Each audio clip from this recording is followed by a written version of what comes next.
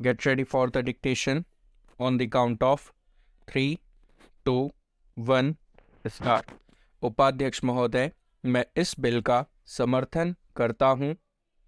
मुझे खुशी है कि कृषि मंत्री एक क्रांतिकारी बिल लाए हैं, लेकिन दुख है कि जैसा बिल लाया जाना चाहिए था वह अभी तक नहीं आया है। मुझे खुशी है कि मंत्री महोदय ने बड़ी हिम्मत से यह बिल पेश किया है, परंतु कुछ सदस्यों ने इसका विरोध किया है। उन्होंने इस बात की ओर ध्यान नहीं दिया कि जब तक वनों को हम बचाकर नहीं रखेंगे और ज़मीन पर कब्जा करने की लोगों की जो भूख है उसको नहीं रोकेंगे, तब तक हम वनों को नहीं बढ़ा सकेंगे। देश की जो दूसरी सबसे बड़ी समस्या है वह है बेरोजगारी। उसे यही एक विभाग है जो सबसे ज़्यादा दूर करता है। आदिवासी लोगों को, गरीब और पिछड़े लोगों को वनों से ही रोजगार मिलता है। काफ़ी ऐसे लोग हैं जो 6 महीने वनों से ही फल फूल द्वारा भोजन करते हैं। मैं इस विषय में मंत्री महोदय का ध्यान आकर्षित करना चाहूँगा। मेरा क्षेत्र अंडमान निकोबार है, जो बहुत हरा भरा है। वहाँ काफ़ी जंगल हैं, लेकिन उनको काटा जा रहा है। अगर इसको सही ढंग से रोकेंगे नहीं तो एक दिन ऐसा आएगा जब वर्षा भी वहाँ नहीं होगी। मैंने प्रधानमंत्री जी को इस विषय में जुलाई मास में एक पत्र लिखा था।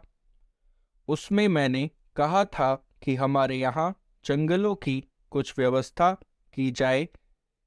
इसके बाद एक समिति बनी जिसको वहाँ जाकर सारी चीज़ों को देखना था।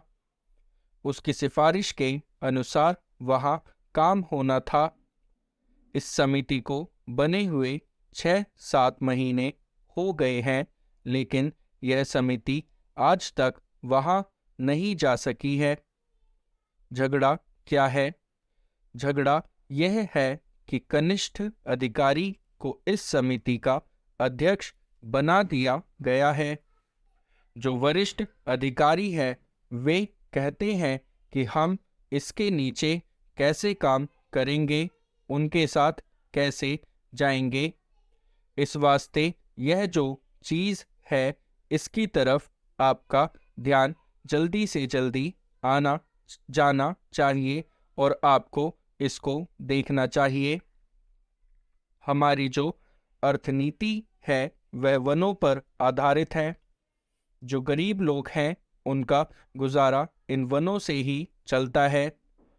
जो इमारतें हैं वे लकड़ी की ही बनती हैं। ईंटें वहाँ नहीं बनती हैं। सीमेंट का यहाँ कोई कारखाना नहीं है। इधर से ही वहाँ सीमेंट जाता है। उससे सरकारी काम भी पूरा नहीं हो पाता है, तो वह लोगों को कैसे मिल सकता है।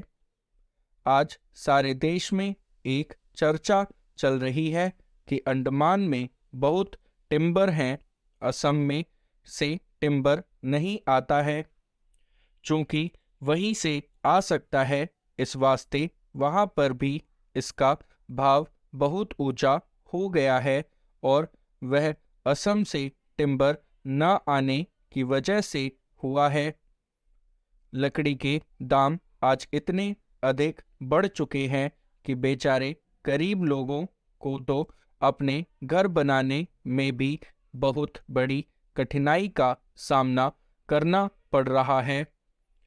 सभापति महोदय, मैं सदन का ज़्यादा समय नहीं लूँगा।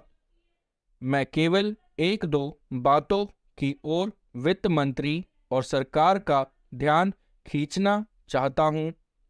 आज बिजली के मामले में राजस्थान की हालत बहुत नाजुक है।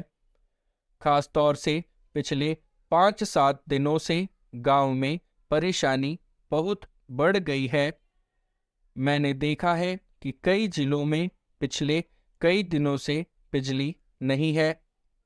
नतीजा यह हुआ है कि जो फसल बोई गई है उसको पानी नहीं मिल पाया है। वहाँ पहले से ही अकाल की स्थिति है। बिजली ठीक तरह से न मिलने के कारण किसानों की फसल बर्बाद हो रही है। इसलिए बिजली की ओर अधिक फैलाने की बात को छोड़कर सरकार उसकी पूर्ति को नियमित करे। उधर से जो माननीय सदस्य बोलते हैं वे बातें करीब करीब वही करते हैं जो हम कर रहे हैं। दोनों में कोई फर्क नहीं है।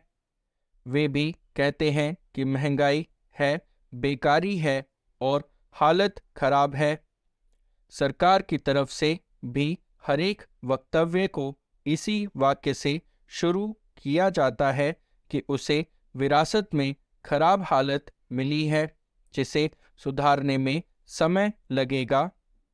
मैं निवेदन करना चाहता हूं कि सरकार एक अवधि निर्धारित कर दे कि वह कब इस पहले वाक्य को बोलना छोड़ देगी। हम सरकार का विरोध नहीं करेंगे। वह हमको भाषण लिखकर दे दें और बता दें कि हम क्या करेंगे।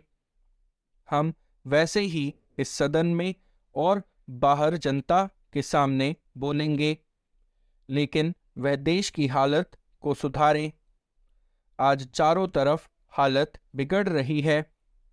आज गांवों में कोई व्यवस्था नहीं है। सरकार हम लोगों को कब तक दोष देती रहेगी? अगर हालत ना सुधरी तो ये लोग भी डूबेंगे, हम लोग भी डूबेंगे और लोकतंत्र भी डूबेगा। आज गांवों में हालत बहुत खतरनाक ढंग से बिगड़ रही है। मैं बड़ी जिम्मेदारी और गंभीरता के साथ यह बात कह रहा हूँ। आखिर सरकार का और हमारा काम एक ही है। कुछ लोग उधर बैठे हैं और हम इधर बैठे हैं, इससे कोई फर्क नहीं पड़ता। हालत सब तरफ से खराब है। बिजली खराब है, कोयला खराब है, तेल नहीं मिल रहा है। किसानों के काम सब तरफ से रुके हुए हैं।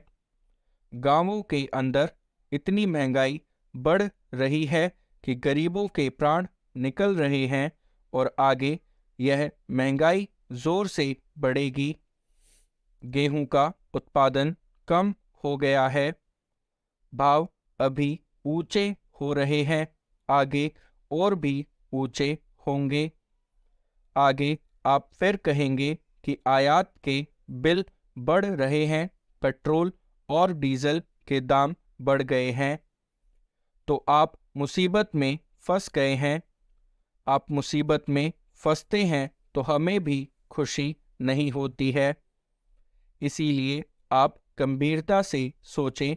कुछ हमसे सहायता लेना चाहते हैं तो लें, जिस तरह से भी लेना चाहते हैं लें। आप जैसा कहेंगे वैसा ही हम जनता से जाकर बोलेंगे। अंत में मैं निवेदन करना चाहता हूँ कि आप राजस्थान के लिए ज़रूर कुछ करें।